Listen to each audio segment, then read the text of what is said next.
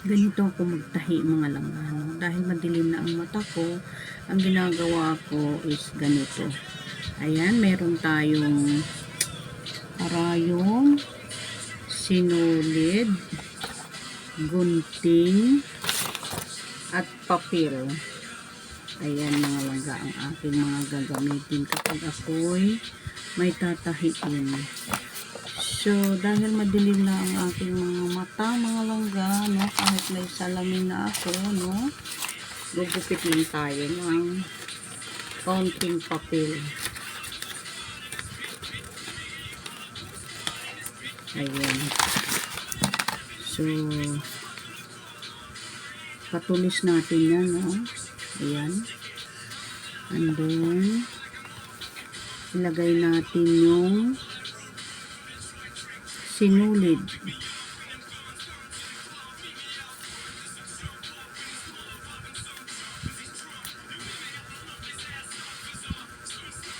Ayan.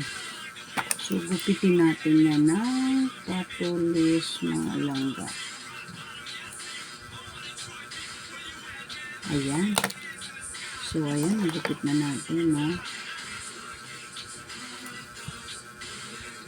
Ayusin lang natin, no. And then, yung karayom is ito. Medyo mahirap pa din naman, pero mas madali na to compare sa solo lang yung sinulid mga langga. Ayan. Ayan, nakaipit na siya mga langga, oh. Oh. Hihilahin natin ngayon ito. Ayan. Ayan. Ganun lang kabilis mga langga, oh. Oh, ayan na. No? Hindi ka na ma-high blood. Kasi,